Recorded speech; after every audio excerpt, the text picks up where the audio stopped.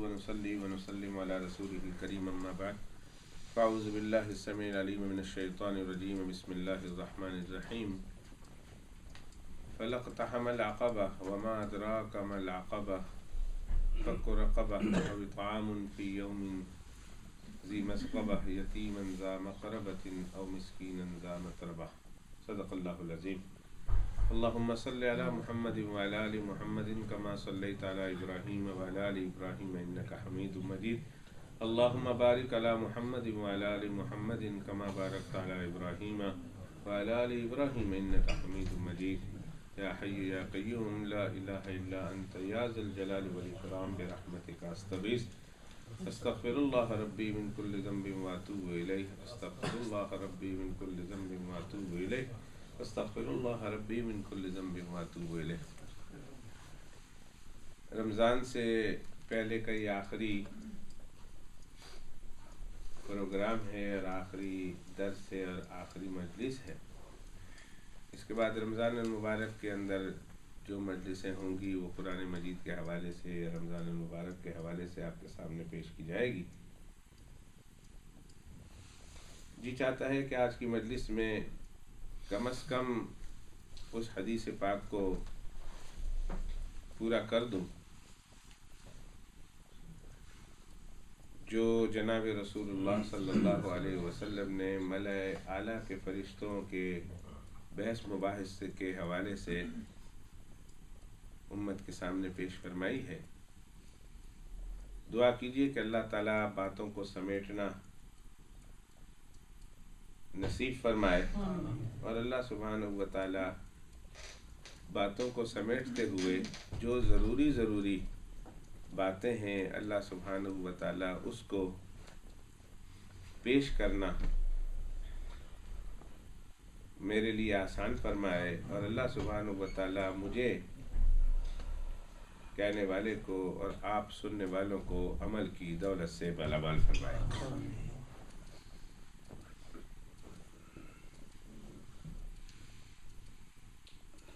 गुज़िश्ता कल ये पेश किया जा रहा था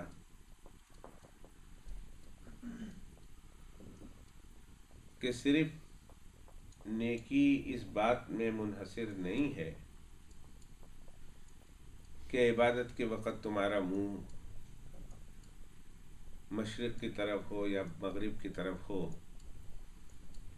काबा ही की तरफ हो, बैतुल मुक़द्दस की तरफ ना हो या बैतुल मुक़द्दस की तरफ हो, खाना काबा की तरफ ना हो।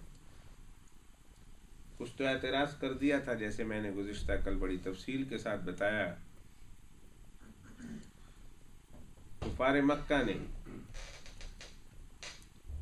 कि जब रसूलुल्लाह सल्लल्लाहु अलैहि वसल्लम ने अपना चेहरा अनवर मदीना मुनव्वरा तशरीफ़ ले जाने के बाद बैतुल मुक़द्दस की तरफ कर दिया था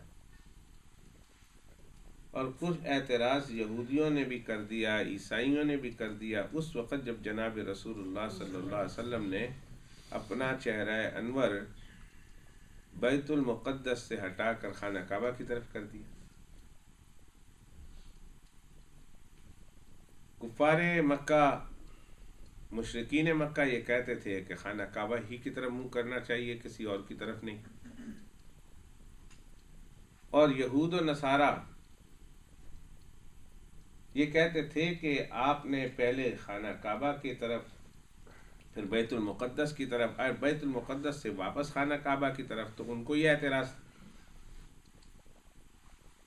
तो अल्लाह सुब्हानहू व तआला उन दोनों तबक़ात के इस एतराज़ का जवाब देते हुए फरमाते हैं कि नेकी सिर्फ इस बात में मुनहसिर नहीं है कि तुम अपना मुंह मशरिक़ की तरफ कर लो या कोई कहे कि मगरिब की तरफ कर लो और इसी को नेकी समझो। असल नेकी तो ये है कि अल्लाह सुब्हानहू व तआला के हुक्म पर चलो। वो जो कह दे हलाल है तो हलाल है और वो जो कह दे हराम है तो हराम है। वो जो कहे कि मशरिक़ की तरफ मुँह करना है तो मशरिक़ की तरफ मुँह करना है, और अगर वो कहे کہ مشرق سے منہ ہٹا کر مغرب کی طرف منہ کرنا ہے تو پھر مغرب کی طرف منہ کرنا ہے، تو اصل علت اور اصل وجہ تو اللہ کا حکم ہے۔ آپ کو یاد ہے جو حضرات حج پہ گئے ہیں انہیں اچھی طرح یہ یاد ہوگا، اور جو مسئلہ سنتے ہیں انہیں بھی یہ مسئلہ یاد ہوگا، اور یقیناً کہ حاجی حضرات جب جاتے ہیں حج کرنے کے لیے تو عین حج کے دن میں عرفات کے میدان میں ظہر اور عصر کی نماز اگر وہاں امام کے پیچھے پڑھتے ہیں تو اکٹھی پڑھتے ہیں ظہر کے وقت میں، اور مغرب اور عشاء کی نماز اکٹھی کر کے پڑھتے ہیں عشاء کے وقت میں۔ ظہر کے وقت میں عصر کی نماز پڑھ لی، اور عشاء کے وقت میں آپ پہنچ گئے مزدلفہ میں، مغرب کے وقت میں آپ مغرب کی نماز نہیں پڑھ سکتے، انتظار کریں عشاء کا وقت داخل ہو جائے گا، پھر مغرب اور عشاء اکٹھی کر کے پڑھیں گے۔ یا اللہ، یہ کیا بات ہے کہ ہم اپنے گھروں میں ہوتے ہیں تو ہمیں حکم ہے ظہر اپنے وقت میں پڑھو، عصر اپنے وقت میں، مغرب اپنے وقت میں، عشاء اپنے وقت میں، اور اگر اس وقت کے علاوہ پڑھو گے تو گناہ ہوگا، سخت گناہ ہوگا۔ اور کتنا بڑا گناہ؟ حدیث پاک میں ارشاد ہے کہ ایک آدمی اپنی ایک نماز کو اپنے وقت سے بے وقت کر کے پڑھ دے، قضا کر کے پڑھ دے، چاہے بعد میں اس نے اس کی قضا کر لی، اس نماز کی اس نے قضا کر لی، لیکن وقت سے بے وقت کر کے پڑھتا ہے، تو اللہ سبحانہ و تعالیٰ اس ایک نماز کو وقت سے بے وقت کرنے کے نتیجے میں جو اللہ کے یہاں اصل پینلٹی ہے، اصل سزا ہے، وہ یہ ہے کہ 2,88,00,000 برس اس انسان کو جہنم میں جلنا پڑے گا۔ 2,88,00,000 برس ایک نماز کو اپنے وقت سے بے وقت کر کے پڑھنے میں ہے۔ یہاں پر ہم اپنے گھر میں تو یا اللہ یہ کیا مسئلہ ہو گیا کہ آپ خانہ کعبہ میں بلا رہے ہیں، حج کے لیے بلا رہے ہیں، اور حج کے دن میں عین جس دن حج ہو رہا ہے عرفات کے میدان میں، عرفہ کے دن آپ یہ کہہ رہے ہیں کہ ظہر کے وقت میں عصر پڑھ لو امام کے پیچھے، اور رات ہوتی ہے تو کہتے ہیں عشاء کے وقت میں مغرب پڑھو۔ اے اللہ، ساری دنیا میں قضا کرنا، عام دنوں میں اتنا بڑا گناہ، اور آپ کہتے ہیں کہ یہاں آ کر پڑھو گے تو یہاں اپنے وقت پہ پڑھو گے تو گناہ ہے، وقت سے پہلے پڑھنا ہے اور وقت کے بعد پڑھنا ہے۔ اے اللہ ایسا کیوں ہے؟ تو اللہ سبحانہ و تعالیٰ کی طرف سے آواز آتی ہے، مشیت پکار پکار کر یہ کہتی ہے کہ محمد بلال، یہاں دیکھنا یہ نہیں ہے کہ تم نماز پڑھتے ہو، وقت کی پڑھتے ہو، تم وقت کے پابند نہیں ہو، تم میرے امر کے پابند ہو۔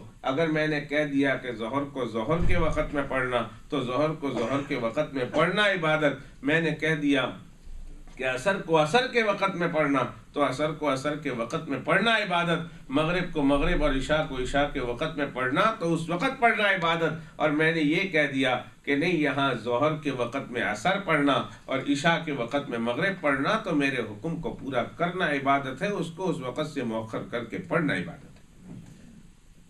اگر وقت میں پڑھا تو یہ عبادت نہیں، تو معلوم یہ ہوا تم تو وقت کے بندے ہو، تم میرے حکم کے بندے نہیں ہو۔ ہم تو یہ دیکھنا چاہتے ہیں تم میرا حکم مانتے ہو کہ نہیں۔ اصل جو ہے وہ اللہ رب العزت کا حکم ہے،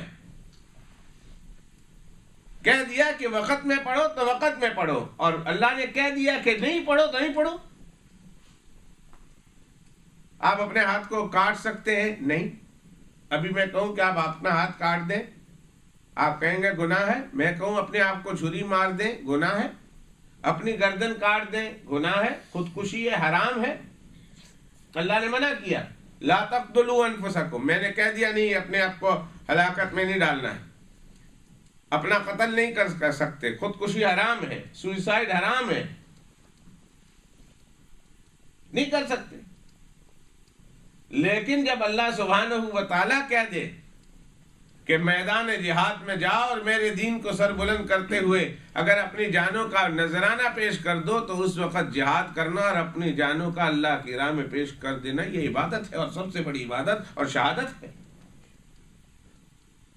یہاں یہ کرو گے کہ تم اپنے آپ کو کسی بیماری کی وجہ سے، کسی گھبرا کر پریشانی کی وجہ سے، کسی اور وجہ سے اپنے آپ کو مارو گے، خودکشی کرو گے تو گناہ ہے، اور مرتے دم سے لے کر قیامت تک کی صبح کے لیے اسی عذاب کے مرحلے سے تمہیں گزرنا پڑے گا۔ چھری مار دی، مر گئے، اور ہم کو کیا نظر آتا ہے؟ اس آدمی کو سکون آ گیا۔ جناب رسول اللہ صلی اللہ علیہ وسلم فرماتے ہیں اب قیامت تک کی صبح کے لیے اس انسان کو عالم برزخ میں اس کے ہاتھوں میں چھری دے دی جائے گی، اور وہ اپنے آپ کو چیرتا رہے گا، مارتا رہے گا، اور تکلیفیں اٹھاتا رہے گا یہاں تک کہ قیامت کی صبح آ جائے۔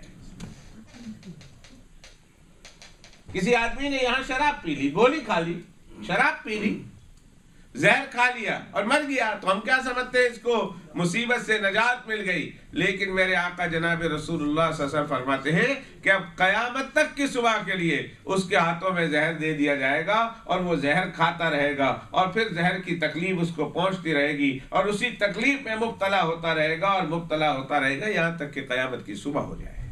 اس کو آرام نہیں آئے گا۔ جس نے اپنے آپ کو اوپر پہاڑ سے کسی اونچی جگہ سے جا کر گرا دیا، اور گرانے کے بعد موت آ گئی، دنیا یہ سمجھتی ہے کہ خودکشی کر لی، مر گیا، سکون پا گیا، میرے آقا فرماتے ہیں اللہ اسے بلند جگہ پہ پہنچا دیں گے، اور وہاں سے اسے اپنے آپ کو گرانا پڑے گا، اور گرا کر نیچے تکلیف میں پہنچے گا، اور پھر واپس اس کو اوپر پہنچایا جائے گا یہاں تک کہ قیامت تک کی صبح کے لیے اس کو یہ عذاب ہوتا رہے گا۔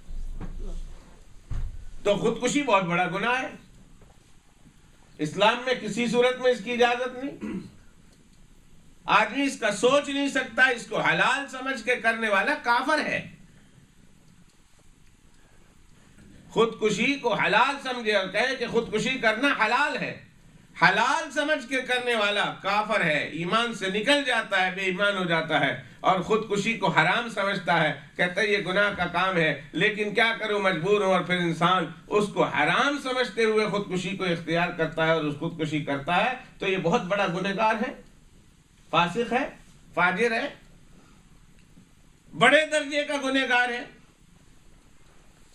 لیکن وہی اللہ سبحانہ و تعالیٰ کہے کہ نہیں، اب اپنے آپ کو تم مار رہے تھے، نہیں، اب تم میرے راستے میں نکلو، اور میرے راستے میں نکل کر میرے دین کو بلند کرتے ہوئے اگر تمہارے ہاتھ کٹ جائیں، تمہارے پاؤں کٹ جائیں، تمہاری ناک کٹ جائے، تمہارے کان کٹ جائے، حتیٰ کہ تمہاری گردن کٹ جائے تو کاٹ دینا، اس کو میں اپنی راہ میں بہت بڑا اعزاز سمجھوں گا، اور تیری اس جان دینے کو، عام جان دینا، اور گناہ تو بڑی دور کی بات ہے، عام جان دینا بھی تصور نہیں کروں گا، بلکہ شہادت کا مرتبہ دوں گا، اور جانتے ہو پھر تمہارے ساتھ کیا اعزاز کروں گا؟ عام لوگوں کی روح ہے تو فلک الموت نکالتے ہیں اپنے ہاتھوں سے، اللہ فرماتے ہیں تمہاری روح کو میں اپنے ہاتھ سے خود نکالوں گا۔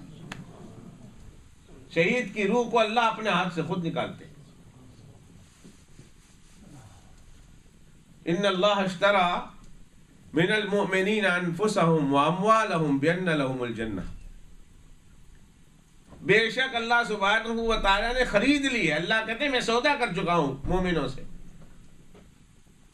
اللہ یہ کیسا سودا ہے جو آپ نے مومنین سے کیا؟ ان اللہ اشترى، بے شک اللہ نے خرید لیا ہے، من المؤمنین، مومنین سے۔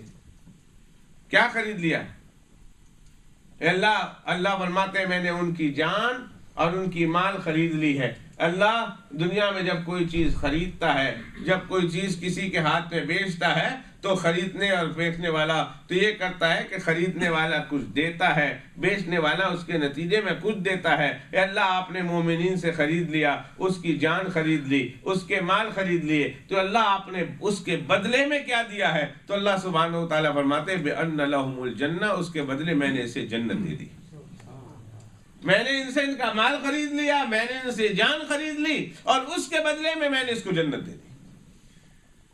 آگے سنیے، فرمایا یقاتلون فی سبیل اللہ فیقتلون ویقتلون، پھر وہ اللہ سبحانہ و تعالیٰ کے راہ میں اپنے مال کو بھی لٹاتے ہیں، اپنی جان کو بھی لٹاتے ہیں، اور اللہ سبحانہ و تعالیٰ کے راستے میں مقاتلہ کرتے ہیں، جنگ کرتے ہیں، جہاد کرتے ہیں، اللہ کے راہ میں ہر طریقے سے، اور آخری درجے میں اگر اپنی جانوں کا نذرانہ دینا پڑے تو اپنی جانوں کا نذرانہ بھی دے دیتے ہیں، اور کہتے کیا ہے؟ دی ہوئی اسی کی تھی، حق تو یہ ہے کہ حق ادا نہ ہو، دی اسی کی، دے دی کہ دی ہوئی اسی کی تھی، حق تو یہ ہے کہ حق ادا نہ ہوا۔ تو آپ نے غور کیا ہوگا کہ ایک موقع پر اللہ فرماتے ہیں اپنے آپ کو ہلاکت میں مت ڈالو، وہ خودکشی ہے، وہ حرام ہے، اور دوسری طرف اللہ فرماتے ہیں کہ ایسا کرو گے تو شہادت ہے۔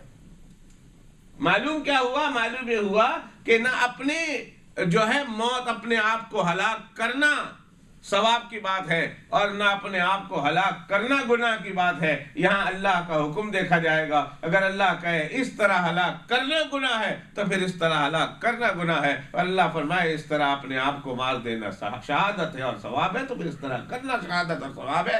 اصل میں حکم اللہ سبحانہ و تعالیٰ کا۔ ایک بہت بڑا واقعہ پیش آیا تھا بنو اسرائیل کے ساتھ، اس کی تفصیل میں آج نہیں جاؤں گا۔ پہلے سپارے میں 6 رکوع میں آتا ہے، کل کی تراویح میں آپ یہ واقعہ سنیں گے۔ اللہ سبحانہ و تعالیٰ فرماتے ہیں پھر میں نے اس کی سزا مقرر کی۔ سزا کیا مقرر کی؟ ان لوگوں کی ایک بہت بڑی غلطی کی سزا اللہ سبحانہ و تعالیٰ نے کیا مقرر کی؟ فرمایا فَاقْتُلُوا أَنفُسَكُمْ ذَلِكُمْ خَيْرٌ لَكُمْ عِنْدَ بَارِئِكُمْ فَتَابَ عَلَيْكُمْ إِنَّهُ هُوَ التَّوَّابُ الرَّحِيمُ۔ اتنا بڑا تم نے گناہ کیا ہے کہ اب اس گناہ کی سزا میں مقرر کرتا ہوں۔ اگر تم چاہتے ہو کہ تمہارا رب تمہیں معاف فرما دے، تمہارا رب تمہاری طرف متوجہ ہو اور تمہاری اس سزا کی دنیا ہی میں سزا مل جائے تمہارے اس گناہ کی، اور اللہ کے پاس جاؤ تو بالکل پاک و صاف ہو کر جاؤ، تو اللہ فرماتے ہیں فَاقْتُلُوا أَنفُسَكُمْ، تمہیں کیا کرنا پڑے گا؟ اپنے ہاتھوں میں تلوار اٹھانی پڑے گی اور اپنے ہاتھوں سے اپنے ہی عزیز و اقارب کو اور اپنے رشتہ داروں کو قتل کرنا پڑے گا۔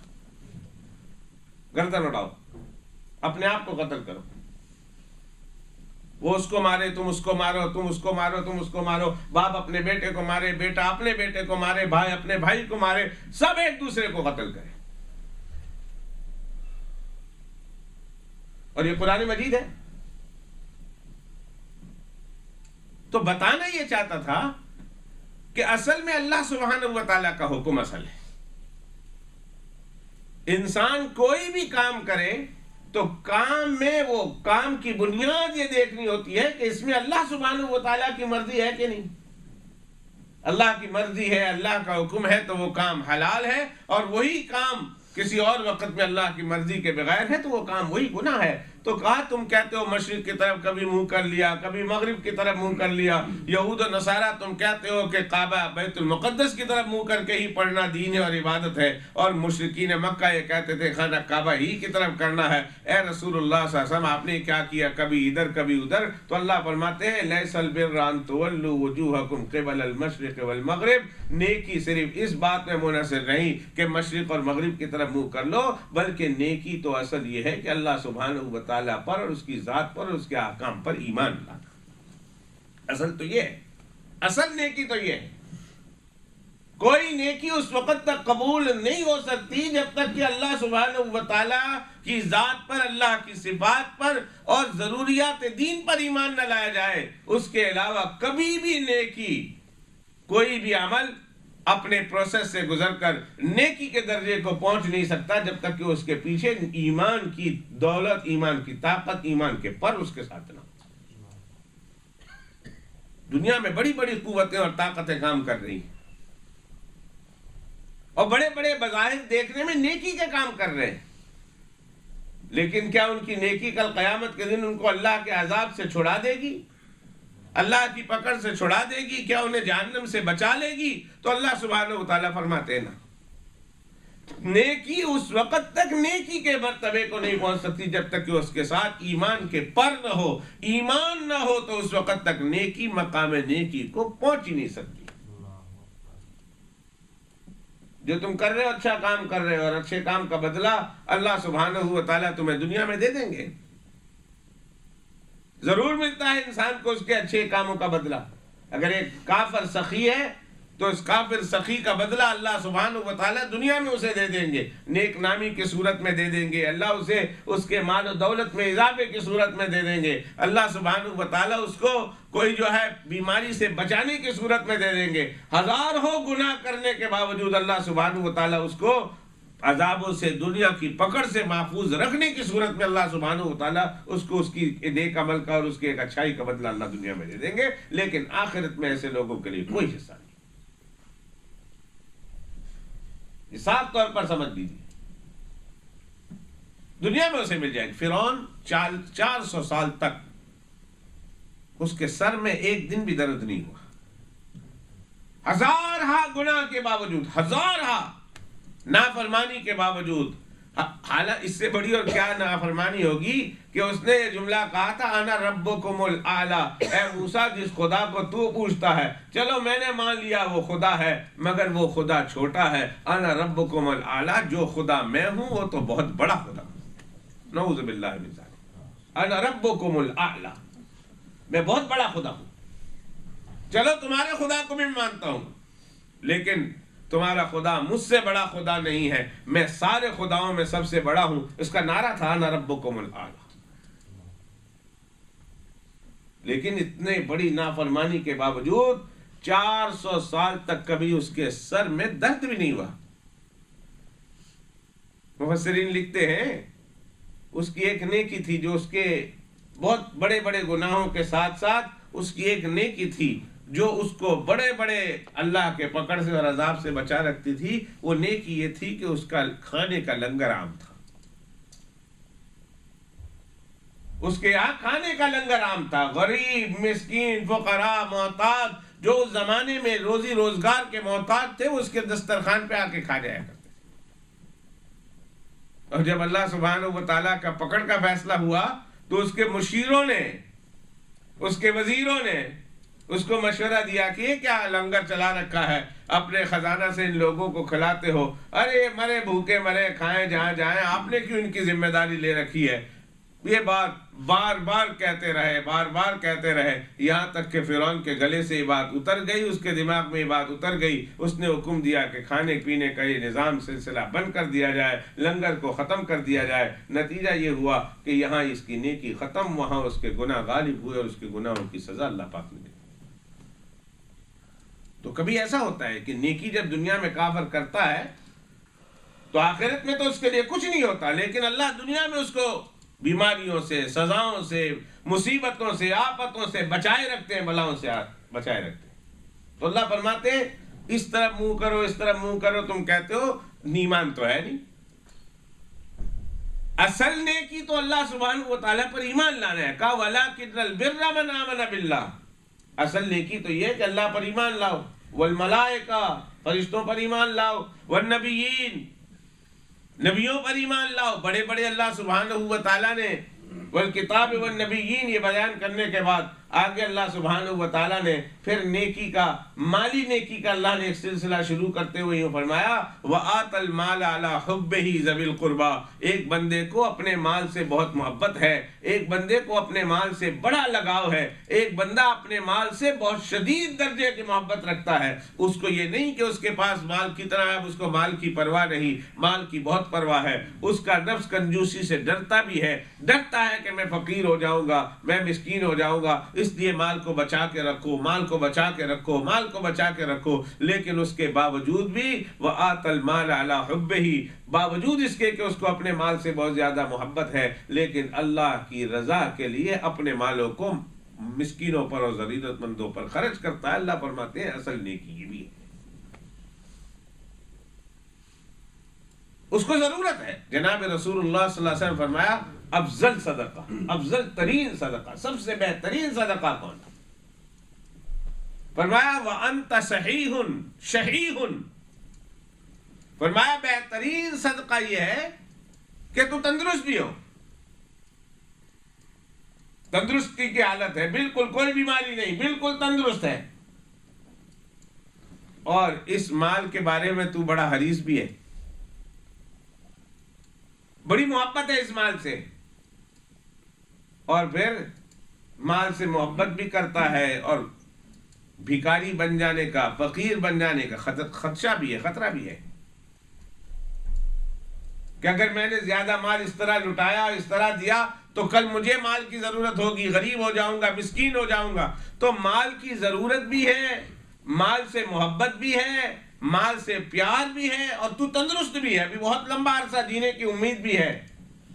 ان تمام چیزوں کے باوجود جب بندہ اللہ سبحانہ و تعالیٰ کی راہ میں اپنے ہاتھوں سے صدقہ کرتا ہے تو اللہ فرماتے ہیں دنیا میں جتنے لوگ صدقات کرتے ہیں مجھے ان تمام لوگوں میں تیرا صدقہ کرنا بہت پسند آیا ہے، تیرا صدقہ کرنا بہت پسند ہے، اس لیے کہ تو تندرست بھی تو ہے، بخیل بھی تو ہے، ڈرتا بھی ہے، مال سے محبت بھی ہے، اور پھر ڈرتا بھی ہے کہ کہیں غریب نہ ہو جاؤ، لیکن ان تمام چیزوں کو، سب چیزوں کو پس پش ڈالتا ہے اور کہتا ہے میں نے اپنے اللہ کو راضی کرنے کے لیے، اس کے غصے سے بچنے کے لیے، اس کی رضا کو حاصل کرنے کے لیے میں جو ہے صدقہ دیتا ہوں۔ اللہ فرماتے ہیں دنیا میں اور لوگ بھی صدقہ کرتے ہیں لیکن تیرا صدقہ کرنا مجھے بہت پسند آیا، اور فرمایا وہ صدقہ جناب رسول اللہ صلی اللہ علیہ وسلم فرماتے ہیں، اسی حدیث میں آگے ہے، فرمایا وہ صدقہ کیا ہوا کہ جب انسان کو موت آنے لگی ہو اور وہ کہے فلاں کو اتنا دے دینا، فلاں کو اتنا دے دینا، فلاں جگہ اتنا دے دینا، فرمایا جناب رسول اللہ صلی اللہ علیہ وسلم نے اب کیا دے رہا، وہ تو فلاں کا مال ہو چکا ہے،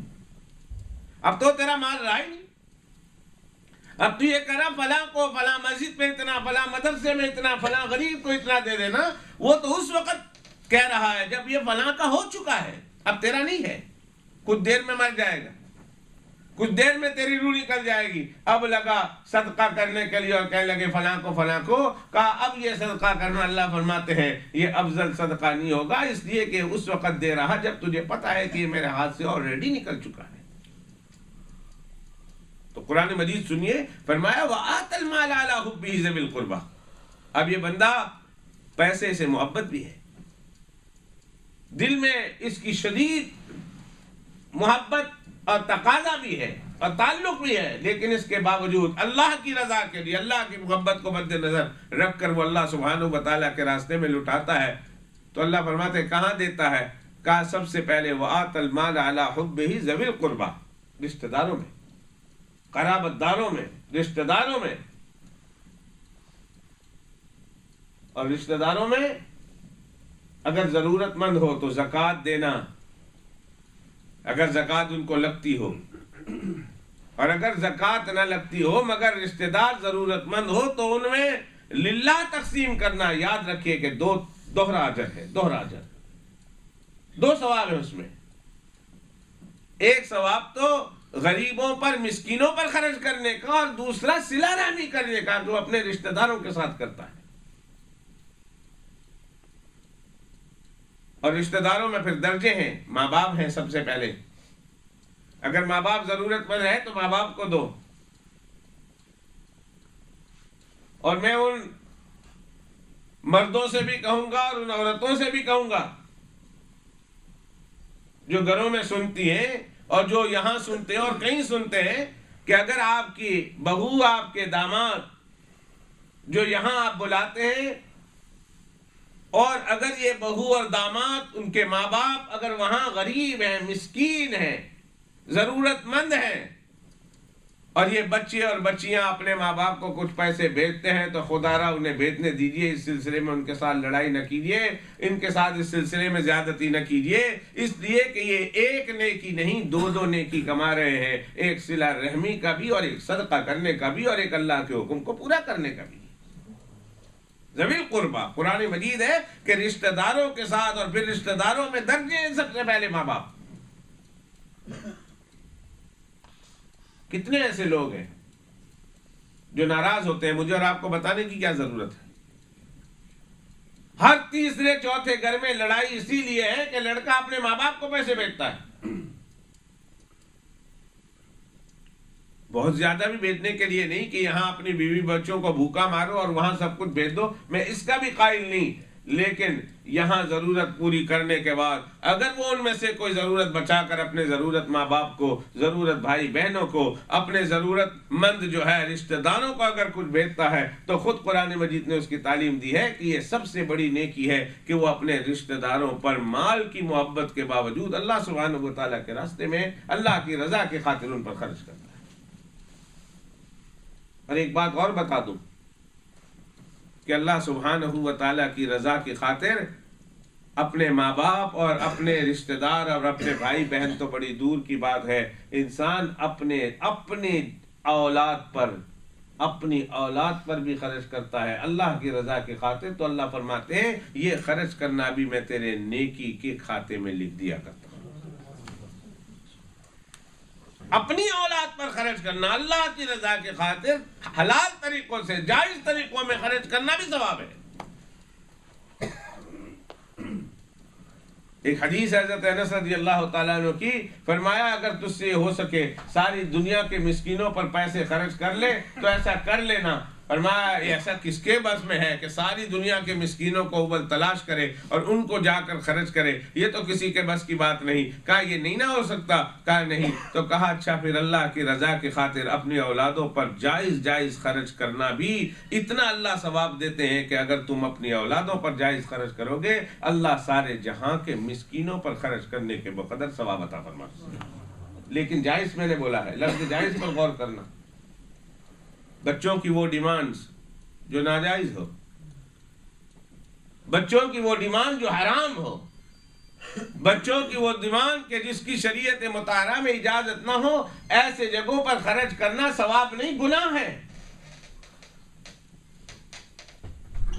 بچے کے جائز تقاضے ہوں، شریعت مطہرہ کے تقاضے ہوں، ضرور پورا کیجیے، اللہ اجر دے گا۔ آگے فرمایا وَآتَ الْمَالَ عَلَى حُبِّهِ ذَوِي الْقُرْبَى وَالْيَتَامَى، یتیموں پر خرچ کرو۔ یتیم کون؟ وہ نابالغ بچہ اور بچی کہ جس کے باپ فوت ہو گئے ہو اور پیچھے اس کے پاس اتنے پیسے نہ ہوں کہ وہ اپنی ضرورت پوری کر سکتا ہو، تو رشتہ داروں کے بعد جناب رسول اللہ صلی اللہ علیہ وسلم، حدیث پاک میں بھی آگے چل کر بتاؤں گا، اور قرآن مجید ہے کہ قرآن مجید میں اللہ فرماتے ہیں اب نیکی یہ ہے کہ رشتہ داروں کے خرچ کرنے کے بعد یتیموں پر خرچ کرو۔ جناب رسول اللہ صلی اللہ علیہ وسلم نے فرمایا یتیموں کی کفالت کرنے والا، یتیموں کی دیکھ بھال کرنے والا، یتیموں کی ضرورتیں پوری کرنے والا، یہ انسان میری نگاہ میں اتنا اعلیٰ ہے، میری نگاہ میں اتنا بلند و بالا ہے کہ کل قیامت کے دن اللہ کے پیغمبر صلی اللہ علیہ وسلم فرماتے ہیں اللہ ایسے انسان کو میرے ساتھ اس طرح اتنا قریب کھڑا کرے گا جس طرح یہ میری دو انگلیاں ایک دوسرے کے قریب ہیں، ان دونوں انگلیوں کے درمیان کوئی گیپ نہیں۔ انا وکافل الیتیم کہاتین فی الجنہ، فرمایا جنت میں ہم دونوں اس طرح ہوں گے جس طرح یہ دو انگلیاں اکٹھی۔ غور کیا آپ نے کہ ایک یتیم کی پرورش کرنے پر اللہ سبحانہ و تعالیٰ کے پیغمبر کتنی بڑی خوشخبری دے رہے ہیں کہ یتیموں کی پرورش کرو۔ اب اللہ نے تمہیں دیا ہے تو جہاں رشتہ داروں پر خرچ کرنا ہے، اپنے محتاج جو ہے وہ رشتہ داروں پر، ذوی القربہ پر، قرابت داروں پر خرچ کرنا ہے، تو اس کے بعد یتیموں کو بھی بھولنا نہیں، اس لیے کہ ان بیچاروں کے باپ نہیں ہے اور وہ ضرورت مند ہے۔ آج باپ ہوتا تو کہیں سے کما کر لے آتا، آج تم باپ تو نہیں لیکن باپ کی جگہ بن سکتے ہو، باپ کا مقام لے سکتے ہو، باپ بن کر ان کی ضرورتیں تو پوری کر سکتے ہو، اس لیے ان کا خیال رکھنا اور دیکھ بھال کرنا۔ فرمایا دنیا میں تم ان کی دیکھ بھال کرو، قیامت کے دن تمہیں میں اپنے ساتھ اپنی معیت میں خود کھڑا کروں۔ کتنا خیال رکھتے تھے جناب رسول اللہ صلی اللہ علیہ وسلم۔ یتیموں کا یوں فرمایا کہ ایک یتیم بچہ سامنے سے آ جائے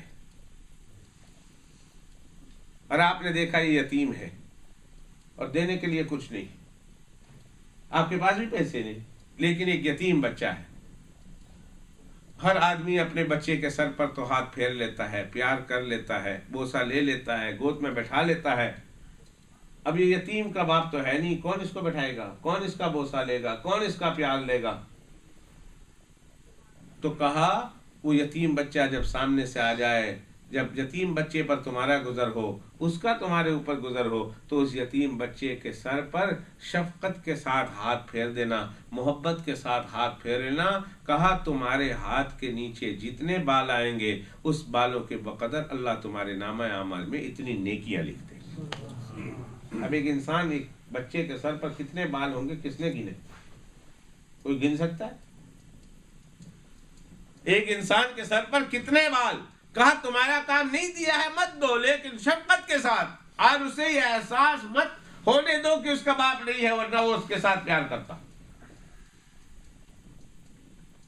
ایک دن سرور دو عالم صلی اللہ علیہ وسلم موجود تھے کہ ایک صحابی رضی اللہ تعالیٰ عنہ ایک اپنا بچہ دوسرے بچوں کے ساتھ کھیل رہا تھا، اس بچے کو لینے کے لیے آئے کہ بیٹا چل گھر چل،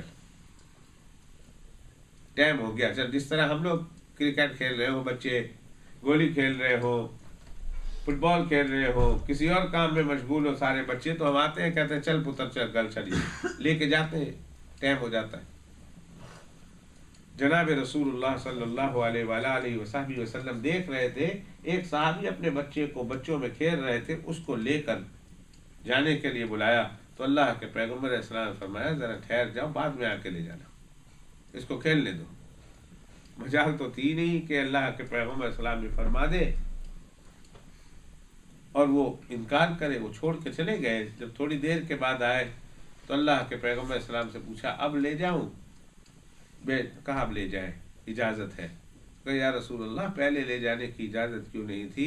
فرمایا وہ اس لیے میں نے منع کر دیا تھا کہ یہ جس بچے کے ساتھ کھیل رہا تھا وہ بچہ یتیم تھا، وہ بچہ یتیم تھا۔ میں نہیں چاہتا تھا کہ تیرا بچے کو تو لے جائے اور یتیم کو احساس ہو کہ میرا بھی کوئی باپ ہوتا جا کے لے جاتا۔ جب وہ کھیل کر خود ہی اس کا جی بھر گیا اور اس کے جانے کا وقت ہو گیا، اب وہ گھر چلا گیا ہے، اب میں تمہیں اجازت دیتا ہوں اپنے بچے کو تو گھر لے جا۔ غور کیا آپ نے؟ کتنی شفقت، کتنی محبت!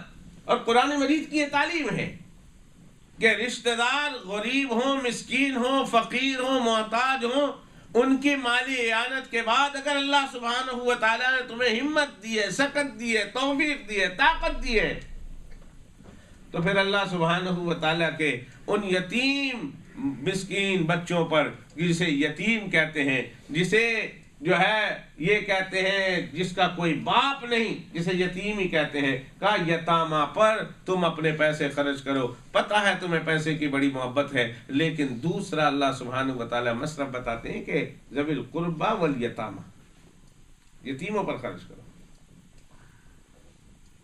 آج ہم یتیموں پر خرچ کیا کرتے ہیں؟ یتیموں پر خرچ کرنا تو بڑی دور کی بات ہے، اب زمانہ ایسا آ گیا، قرآن مجید کی تعلیم یہ ہے کہ یتیموں پر خرچ کرو، جناب رسول اللہ صلی اللہ علیہ وسلم کی تعلیم یہ ہے کہ یتیموں پر خرچ کرو، لیکن زمانہ ایسا آ گیا، میں غیروں کی بات نہیں کر رہا، میں اپنوں کی بات کر رہا ہوں کہ یتیموں کا مال شیر مادر کی طرح سمجھ کر انسان ہضم کر جاتا ہے کہ پوچھنے والا کوئی نہیں۔ جس کا کوئی پوچھنے والا ہو اس کا حق تو دے دیتے ہیں، لیکن جس کا کوئی پوچھنے والا ہو، جس کو کوئی پوچھنے والا نہ ہو، پرسان حال نہ ہو، اس کا مال اس طرح ہم دبا جاتے ہیں کہ گویا یہ ہمارا ہی مال ہے اور ہمیں کوئی پوچھنے والا نہیں، سب کھا جاتے ہیں۔ اپنے ملکوں میں چلے جائیں، خواہ وہ انڈیا ہو، خواہ پاکستان ہو، خواہ دنیا کے اور خطے ہوں، ہم جس علاقے سے آئے ہیں ہم میں سے ہر ایک کو پتا ہے کہ یتیم جس کا کوئی پوچھنے والا نہیں، اس کے پیسے جو اس کے ہاتھ میں جس طرح آئے اس نے رکھ لیے اور دبا لیے، اور بیچارے کے پاس اتنی ہمت بھی نہیں کہ وہ اپنے مال کا سوال کر سکے۔ سوال کرنے جائے وہ تو پوچھنے والا کوئی نہیں۔ سوال کرنے جائے تو وہاں سے ماں سوائے دھتکار کے، ماں سوائے رد کے اسے کچھ ملتا بھی تو نہیں۔ قرآن مجید سنیے، 4واں سپارہ ہے، سورۃ النساء ہے، اس کا پہلا رکوع ہے، اللہ فرماتے ان الذین یاکلون اموال الیتامی ظلما، ان الذین یاکلون، بے شک وہ لوگ جو کھاتے ہیں، اموال الیتامی، یتیموں کے مالوں کو، ظلما، بطور ظلم کے، ناحق طریقے سے کھاتے ہیں۔ اللہ فرماتے وہ تو یہ سمجھتے ہیں کہ ہم یتیموں کا پون کھا رہے ہیں، یتیموں کے پیسے کھا رہے ہیں، یتیموں کے ہم دولت اڑا رہے ہیں، ہم گوشت اور بوٹی کھا رہے ہیں۔ اللہ سبحانہ و تعالیٰ فرماتے، اگلا جملہ سنیے، فرمایا انما یاکلون فی بطونہم نارا، در حقیقت وہ کھانا نہیں کھا رہے ہیں، وہ جہنم کے انگارے کھا رہے ہیں۔ آج نظر آ رہی ہے کہ وہ یہ کھا رہے ہیں، کھانا کھا رہے ہیں، پیسے کھا رہے ہیں۔ اللہ فرماتے انما یاکلون فی بطونہم نارا، وہ در حقیقت کھانا نہیں، مال و دولت نہیں کھا رہے، وہ جہنم کے انگارے کھا رہے ہیں۔ وَسَيَصْلَوْنَ سَعِيرًا، اللہ فرماتے کل قیامت کے دن ایسے انسانوں کو گھسیٹ کر جہنم میں ہم پھینک دیں گے، گھسیٹ کر ایسے لوگوں کو جہنم میں پھینک دیا جائے گا۔ کتنی عجیب بات سناؤں آپ کو۔ سیدنا امام اعظم امام ابو حنیفہ رحمۃ اللہ علیہ، یہ تو ہمارے اور آپ کے ذہن میں یہ ہے کسی چودھری کی بات کر رہے ہوں گے۔ پاکستان میں، ہندوستان میں کوئی بڑا آدمی ہوگا جو یتیموں کا مال کھا جاتا ہے، کوئی وڈیرا ہوگا جس کی بات کر رہے ہیں، میں آپ کو سنانا چاہتا ہوں، اللہ معاف کرے، اللہ معاف کرے، اگر ہم نے دھیان نہیں دیا تو ہم میں سے ہر ایک اس لعنت میں مبتلا ہو سکتا ہے، ہم میں سے ہر ایک اس لعنت میں، اس بیماری میں گرفتار ہو سکتا ہے۔ سنیے یہ واقعہ، سنیے، میں اس واقعے سے آپ کو پتا چل جائے گا میری کیا مراد ہے۔ امام اعظم امام ابو حنیفہ رحمۃ اللہ علیہ، جو ہم سب کے امام ہیں، جس کے ہم پیروکار ہیں، مقلد ہیں، ان کے فقہ کی ہم تقلید کرتے ہیں۔ کسی آدمی کی عیادت کو گئے، سنا بہت بیمار ہے، وہ عیادت کو چلے گئے، رات کا وقت ہے۔ جب پہنچے تو اس زمانے میں یہ دیوا بتی تھی، یہ تو بتی نہیں تھی روشنی، وہ دیوا بتی تھی، موم بتی کی طرح تیل میں بجتی تھی، بت چلتی تھی اس کی طرح۔ ان کے پاس بیٹھے ہوئے تھے، کچھ پڑھ رہے تھے۔ اچانک کیا ہوا کہ دیکھتے دیکھتے امام صاحب کی موجودگی میں اس کی سانس آخری نکل گئی، انتقال ہو گیا۔ امام صاحب رحمۃ اللہ علیہ نے فوراً پھونک ماری اور پھونک مار کر روشنی بجھا دی، اندھیرا ہو گیا۔ میں اور آپ ہوں تو ہم سوچتے ہوں گے یہ کیا بے وقوفی ہے، بجھا دی۔ اللہ اکبر، وہ جس کی نظر قیامت کے دن پر ہوتی ہے، میزان پر ہوتی ہے، اللہ کی پکڑ پر ہوتی ہے، اللہ کے محاسبے پر ہوتی ہے، وہ یہ سوچتا ہے، ہم نہیں سوچتے۔ جن کی نظر ادھر ہوتی ہے نا، ان کے دماغ میں ایسی بات آتی ہے۔ پھر لوگوں کو بھی حیرانگی ہوئی کہ کیا بات ہوا کہ روشنی بجھا دی، اندھیرا کر دیا۔ میں حضرت ایسا کیوں؟ کہا جب تک یہ زندہ تھا یہ تیل اس کا تھا، تیل کا مالک یہ تھا، مرضی ہے جلاتا، 1 جلاتا، 2 جلاتا، 5 جلاتا، 10 جلاتا، صبح جلاتا، شام جلاتا، دن جلاتا، رات جلاتا، مالک یہ تھا۔ اور کہا جیسے اس کی روح ختم ہو گئی، پرواز کر گئی، اب جو کچھ پیچھے رہ گیا ہے وہ اس کی اولادوں کا ہے، وارثین کا ہے۔ اور بہت ممکن ہے کہ اس کے وارث داروں میں کوئی یتیم بچہ بھی ہو، کوئی نابالغ بھی بچہ ہو۔ جب تک اگر وہ اجازت بھی دے دے تو اس کی اجازت بھی معتبر نہیں۔ تو میں نہیں چاہتا کہ اس یتیم کے مال سے میں روشنی حاصل کروں اور کل قیامت کے دن یہی روشنی میرے لیے اندھیرا بن جائے، یہی روشنی میرے لیے اندھیرا بن جائے۔ کہا یہ یتیم بچہ بھی ہو سکتا ہے، اور یتیم بچہ کا مال میں اس کی کس طرح میں خرچ کر سکتا ہوں؟ اللہ، تب جا کر لوگوں کو پتا چلا کہ امام صاحب رحمۃ اللہ علیہ کے اس دیا کو، اس دیوا بتی کو جلانے کا یا جلانے کے بعد بجھانے کا مقصد کیا ہے۔ معلوم یہ ہوا، بتا دیا کہ لوگوں یتیم کے مال میں بہت احتیاط کرنا، کہیں ایسا نہ ہو کہ کل قیامت کے دن یتیم کا مال تم دنیا میں مال سمجھ کے ہضم کر جاؤ اور قیامت کے دن وہ تمہارے لیے جہنم کے انگارے بن جائے۔ یتیموں کا مال حرم کر جانا۔ اور یہی بات میں یہاں سے کہہ رہا تھا، کبھی ایسا بھی ہوتا ہے، مولوی صاحب نے تو کبھی پوچھنے کی زحمت ہی گوارا نہیں کی کہ جو کھانا پکا ہے کس نے پکایا؟ گھر والوں کے پیسے سے اگر پکا ہے تو گھر میں کوئی یتیم بچہ بھی ہے؟ کہیں ایسا تو نہیں کہ جو میں کھانا کھا رہا ہوں اس مردے کا، ایسا تو نہیں کہیں یتیم کا بچہ بھی، یتیم کا پیسہ بھی اس میں شامل ہو گیا ہے؟ کوئی اپنی مرضی سے کھلا دے، دعوت کرا دے، کوئی اپنی مرضی سے اپنے گھر میں پکا دے، کھلا دے، وہ اس کا اپنا کھانا ہوا۔ لیکن اگر گھر والوں کے پیسے سے کھانا کھایا گیا ہے تو کیا سارے کے سارے جتنوں کا حق ہے سب سے اجازت لی گئی؟ اور اگر یتیم ہے تو یتیم کی تو اجازت بھی معتبر نہیں اسلام میں، اس کے پیسے کسی صورت میں شامل نہیں ہو سکتے۔ بہت بڑا مسئلہ ہے۔ جناب رسول اللہ صلی اللہ علیہ وسلم اور اللہ سبحانہ و تعالیٰ نے ان کو جو مقام دیا ہے، اللہ کی نگاہ میں ان کا جو مقام ہے، وہ ساری دنیا اگر کسی انسان کو دے دے تو ساری دنیا کے دینے کے بعد بھی وہ مقام حاصل نہیں ہو سکتا جو اللہ اور اللہ کے رسول صلی اللہ علیہ وسلم نے۔ اب اس سے بڑی اور کیا بات ہوگی؟ جو بھی میں تو حدیث سنا چکا۔ میں جو یتیم کو کفالت کرتا ہے،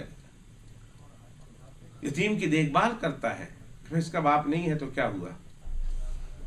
پر میں اس کے باپ کی جگہ بن کر اس کی ضرورتیں تو پوری کر سکتا ہوں نا، اس کے ناز و نخرے تو اٹھا سکتا ہوں، اس کی حاجتیں تو پوری کر سکتا ہوں۔ اس کی تعلیم اور تربیت تو کر سکتا ہوں۔ فرمایا ہاں تم نے بہت اچھا سوچا، تمہارے ذہن میں یہ نیکی کا خیال آیا، یہ اللہ کی طرف سے مہمان بن کر آیا ہے، فوراً اس پر عمل کرو، فوراً اس کو حاصل کرو، فوراً اس نیکی کا حاصل کرنے میں لگ جاؤ۔ کیوں؟ کہا تم دنیا میں یہ کام تم کر لو، اللہ کے پیغمبر فرماتے ہیں کل قیامت کے دن اپنے پہلو میں تجھے کھڑا نہ کروں تو مجھے پوچھ لے، میں تجھے اپنے پہلو میں کھڑا کروں گا، اپنے ساتھ کھڑا کروں گا جنت میں۔ اور دنیا میں جسے جنت میں اللہ کے پیغمبر علیہ السلام کا ساتھ مل جائے، اللہ کے پیغمبر کا پڑوس مل جائے، اور کیا چاہیے؟ فرمایا یا علی اما تردا، بیٹھے ہوئے تھے اللہ کے پیغمبر السلام، بیٹھے ہوئے حضرت علی رضی اللہ تعالیٰ عنہ سامنے بیٹھے ہوئے، صحابہ کرام بیٹھے ہوئے، فوراً اللہ کے پیغمبر السلام حضرت علی کی طرف متوجہ ہوئے، فرمایا یا علی، کہا جی یا رسول اللہ حاضر ہوں۔ فرمایا اما تردا، کیا تجھے یہ بات سن کر خوشی نہیں ہوگی؟ یعنی خوش ہو جائے اس بات کو سن کر کہ ابھی جبرائیل آئے اور جبرائیل آ کر یہ خوشخبری دے گئے، وہ میں آپ کو سنا دوں۔ وہ خوشخبری یہ دے گئے کہ علی کو بتا دو کہ اللہ پاک نے میرے محل کے سامنے تیرے لیے محل تیار کر دیا، میرے گھر کے سامنے تیرا گھر اللہ نے تیار کر دیا۔ یہ خوشخبری اللہ نے جبرائیل کے ذریعہ سے مجھے بھی دی۔ حضرت علی رضی اللہ تعالیٰ عنہ کے آنکھوں سے آنسو روا ہو گئے خوشی کے مارے، اور کہنے لگے یا رسول اللہ، اس سے بڑی میرے لیے اور کیا بات ہوگی کہ اللہ نے آپ کے محل کے سامنے، آپ کے پڑوس میں مجھے جگہ دے دی۔ دوستو، جسے اللہ کے پیغمبر کا پڑوس جنت میں مل جائے۔ آج ہم بڑے بڑے یہاں چھوٹی چھوٹی گلیوں سے نکل کر بڑے بڑے گلیوں میں چلے جاتے ہیں، کوئی اچھے سے پوش علاقے میں چلے جاتے ہیں تو پھر خوشی کے مارے پھولے نہیں سماتے، ہم بزنس مین کے بیچ میں رہتے۔ ایک دوست پچھلے دنوں آیا، کہنے لگا میرا نیکسٹ ڈور کا نیبر جو ہے وہ فٹ بالر ہے، بلیک بن کے لیے کھیلتا ہے۔ میں نے کہا تو جنت کی ٹکٹ مل گئی، اس میں خوشی کی کیا بات ہے؟ تو اپنے گھر میں رہ رہا، وہ اپنے گھر میں رہ رہا، لیکن بڑا خوش ہے کہ بھائی بلیک بن کا فلاں فٹ بالر اس کے پڑوس میں میرا گھر ہے، اور بڑی کا فلاں فٹ بالر اس کے پڑوس میں میرا گھر ہے، بڑا خوش ہے۔ ارے دنیا میں یہ خوش ہونے والوں، اس خوشی کی کوئی انتہا نہیں ہوگی کہ جس کو کل قیامت کے دن اللہ یہ کہہ دے کہ تمہیں رسول اللہ صلی اللہ علیہ وسلم کا پڑوسی بنا کر ہمیں جنت عطا کر دو۔ فرمایا تم دنیا میں یتیموں کی دیکھ بھال کر لو، تم ان کی کفالت کرو، تم ان کی ضرورتوں کے لیے خود ان کی ضرورتیں اپنے کندھوں پر اٹھا لو، ان کے بوجھ اپنے سروں پر لے لو۔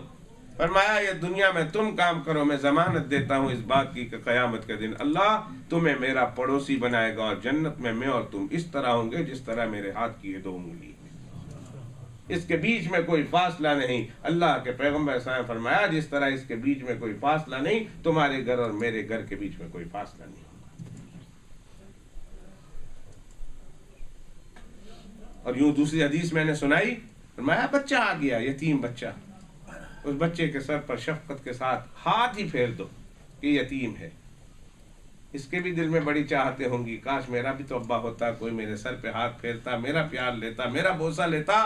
فرمایا اس کو اس احساس ہونے سے پہلے ہی تم اس کے باپ کی جگہ بن کر اس کے سر پہ ہاتھ پھیر دو۔ کہا تمہارا کام ہوگا ہاتھ پھیرنا، اور تمہارے ہاتھ کے نیچے جتنے بال آئیں گے اللہ ہر بال کے بقدر تمہارے نامہ اعمال میں نیکیاں لکھ دیں گے، لاکھوں نیکیاں ایک ایک لمحے میں وصول کر سکتے۔ دوستو، رمضان المبارک میں آپ کے پاس آئیں گے مسکینوں کے لیے، غریبوں کے لیے، فقیروں کے لیے، اور رمضان المبارک میں اسی طرح آپ کے پاس آئیں گے یتیموں کے لیے۔ بڑے بڑے مدارس کے علماء آئیں گے جنہوں نے یتیموں کا سوال کرنا ہے، جنہوں نے مدرسے کے طالب علموں کے لیے سوال کرنا ہے۔ خدا را ذہن میں رکھیے، سوچئے، ان تمام فضیلتوں کو سامنے رکھیے، ذہن میں رکھ کر جب اس طرح کے مواقع آئیں بڑھ چڑھ کر اس مد میں حصہ لینے کی اور شریک ہونے کی کوشش کریں۔ اللہ سبحانہ و تعالیٰ مجھے آپ کو اس کی توفیق عطا فرمائے۔ تو میں نے بتایا کہ اللہ سبحانہ و تعالیٰ فرماتے ہیں نیکی اصل نیکی یہ بھی ہے کہ اپنے مال میں سے ذوی القربہ پر، یتامہ پر، مساکین پر، مسافروں پر، اور وہ جن کے غلام ہیں اور غلام کے ساتھ اس کے مالک کا یہ کانٹریکٹ ہے کہ اتنے پیسے دے دو، तुम आज़ाद हो जाओगे। और वो बेचारा मेहनत कर रहा है पैसे जमा करने के लिए ताकि मैं अपनी ग़ुलामी से आज़ाद हो जाऊं, तो ऐसे ग़ुलामों को पैसे देकर उनकी आज़ादी में मदद करना, अल्लाह फरमाते हैं असल नेकी तो ये भी। और ये वो नेकी है कि जिस नेकी से अल्लाह सुब्हानहू व तआला आखिरत के दर्जे बुलंद करता है। ये दो बातें मैंने बयान कर दी। जनाब रसूलुल्लाह सल्लल्लाहु अलैहि वसल्लम फरमाया वो जो आमाल के जिससे जन्नत के दर्जे बुलंद होते हैं, वो दो आमाल, वो उन आमालों में से एक सलाम का आम करना, दूसरा गरीबों मिस्कीनों को खाना खिलाना। और आखिरी बात, तीसरी बात जनाब रसूलुल्लाह सल्लल्लाहु अलैहि वसल्लम ने तीसरी बात जो फरमाई वो ये है कि जब रात को इंसान सोए हुए हो, आखिरी पहर में, आखिरी वक़्त में जब इंसान लेटे हुए हो, तो ऐसे वक़्त, और नींद इंसान को बहुत ज़्यादा प्यारी हो जाए, तो ऐसे वक़्त में उठकर अल्लाह सुब्हानहू व तआला के साथ मुनाजात में, राज व नियाज में, नमाज में अल्लाह के साथ मशगूल हो जाना, जिसे आप तहज्जुद कहते हैं कि तहज्जुद में अल्लाह सुब्हानहू व तआला की पाक बारगाह में हाजिर होकर उसके साथ मुनाजात करना, बातचीत करना, राज व नियाज करना। फरमाया ये अमल अल्लाह को इतना पसंद है कि ज़मीन पर तुम करते हो और अल्लाह आखिरत में दर्जे तुम्हारे बुलंद करता जाता है। इससे जन्नत के दर्जे बुलंद होते हैं। तहज्जुद के बारे में कैसे पढ़ते हैं, कितनी पढ़नी है, क्या नीयत होनी चाहिए, क्या सवाब है, इसके क्या दुनियावी फ़वाइद है। तहज्जुद के सिर्फ उखरवी फ़वाइद नहीं, जब तहज्जुद के दुनियावी फ़वाइद भी है। क्या क्या हैं? अल्लाह सुब्हानहू व तआला ने चाहा रमज़ानुल मुबारक कल शुरू हो जाएगी, कल पहली तरावी होगी और सहरी के वक़्त आप हज़रात ने उठना ही है सहरी खाने के लिए। हर एक को अल्लाह ताला ये मौका फ़राहम करेगा कि वो तहज्जुद की नमाज को अगर अदा करना चाहें तो आसानी के साथ अदा कर सकता है। तो तहज्जुद इतनी बड़ी दौलत है। और ये सुनिए, एक बात कही गई है, औलिया अल्लाह फरमाते हैं, फरमाया कोई खुदा का वली उस वक़्त तक वली नहीं बनता जब तक कि तहज्जुद का पाबंद ना हो जाए। तहज्जुद का पाबंद बने बगैर अल्लाह का वली बनना बहुत मुश्किल है। तो इतना बड़ा अमल है, इतनी बड़ी बात है कि इंसान को तहज्जुद तक, वली तक पहुँचा देती है, विलायत तक पहुँचा देती है। और तहज्जुद के बारे में दो तीन बातें अल्लाह ने चाहा तो अगली आने वाली रातों में पेश करूँगा। तो आज की मजलिस में अल्हम्दुलिल्लाह जो 15-20 दिन पहले ये हदीस शुरू हुई थी, उस हदीस पाक को हमने जल्दी जल्दी इख्तिताम तक पहुँचाया। दुआ कीजिए अल्लाह सुब्हानहू व तआला उन आमाल पर भी कि जिसके करने से इंसान के गुनाह माफ़ होते हैं, उन आमाल को भी अल्लाह पाबंदी के साथ करने की तौफीक अता फरमाए, और उन आमाल को भी कि जिनके इख्तियार करने से जन्नत के दर्जे बुलंद होते हैं, अल्लाह मुझे आपको करना नसीब फरमाए, हमारे लिए करना आसान फरमाए। और हम सब को अल्लाह रब्बुल इज़्ज़त अपने फज़ल व करम से हमेशा पाबंदी के साथ उन अमलों को अपनी ज़िंदगी का हिस्सा बना लेने की तौफीक अता फरमाए। व आखिरु दावाना अनिल हम्दुलिल्लाहि।